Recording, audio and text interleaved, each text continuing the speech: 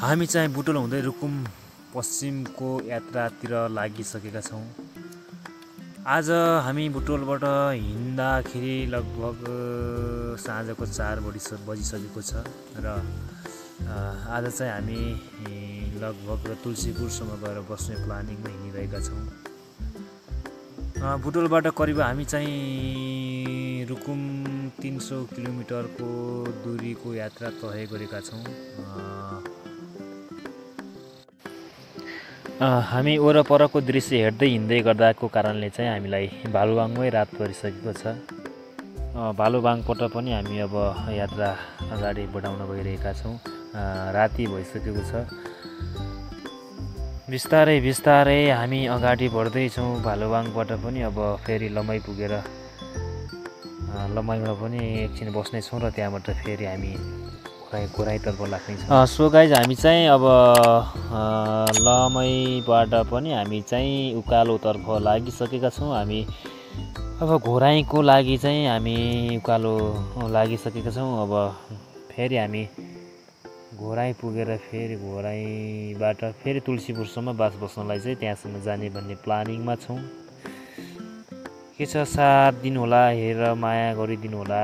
हामीलाई भिडियोलाई like, comment र मेरो युट्युब च्यानललाई सब्सक्राइब गरिदिनु होला। र फेसबुकमा हेर्नुहुन्छ भने फेसबुकमा चाहिँ मेरो जलेको आत्मा हुकुमबाट चाहिँ हेर्न सक्नुहुन्छ। र गाइज हामी चाहिँ आज अहिले चाहिँ सिधै घोराई नबसेर चाहिँ तुलसीपुरमा पुगिसकेका छौँ। तुलसीपुरमा एकजना दाइले चाहिँ हामीलाई भेट्न बोलाउनु भएको थियो र दाइ आउँदै हुनुहुन्छ। दाइको घर चाहिँ यता यो उता गाडी आउँछ त्योभन्दा अलि पछाडितिर हो। चाहिँ आउँछु बस्छ भन्नुभएको छ र उहाँसँग पनि भेटेर चाहिँ हामी चाहिँ एकछिन बस्नको लागि चाहिँ होटेलतिर जानेछौँ।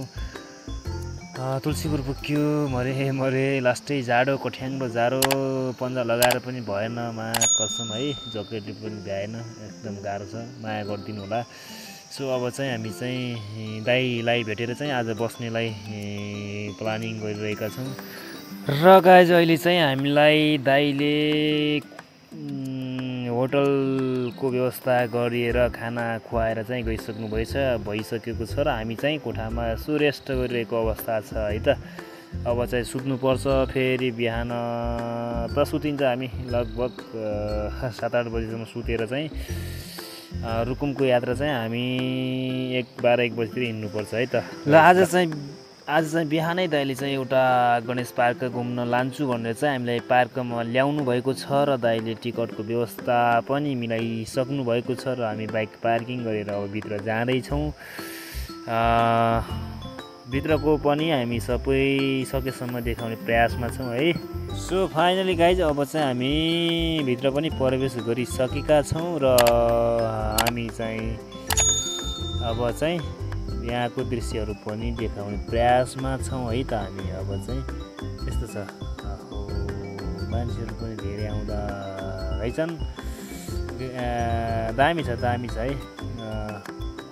यस्तो बवाल ठाउँ छ, यस्तो बवाल सिनहरू, यस्तो बवाल ठाउँमा चाहिँ हामी आइसकेका छौँ। अब चाहिँ एकछिन लगभग 1 घन्टा दाइ पनि आइसक्नु भयो। ओहो दाइ के छ हौ। ल हामी चाहिँ अब घुम्नु पर्छ दादा है। यो पार्क घुमेर चाहिँ अब सक्न चाहिँ खासै सकेको थिएन। त्यही पनि अब हामी रुकुम जाने भएको कारणले चाहिँ हामी हिँड्नुपर्ने भयो। हामी हिँड्ने तयारीमा छौँ रुकुम के अरे तुलसीपुरबाट। हामी चाहिँ हिँड्न लाग्यो है। अब हिँड्नै पर्छ है। दाइको बाइक चाहिँ यता छ, उहाँ चाहिँ अब यतैबाट उता जानुहुन्छ। हामी चाहिँ अब लगाइ छ। अब चाहिँ हामी यो कपुरकोटको तल जङ्गलमा पुगिसकेका छौँ र यहाँ बाटोको निर्माण काम गरिसकेको छ यहाँ, किनभने बाटो निर्माणको काम भइरहेछ। त्यो भएर चाहिँ हामी यहाँ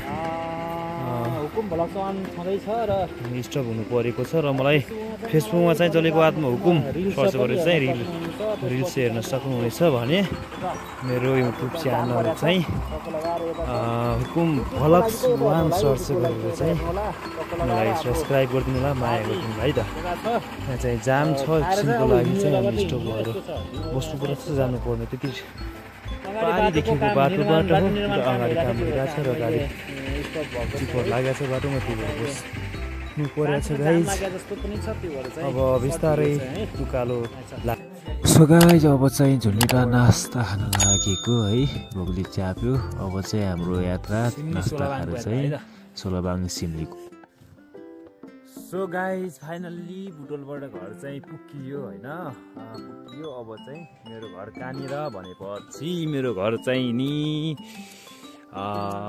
यो यहाँनिर थोरै तल हो है घर पनि पुगियो यस्तो छ गाउँतिरको हालत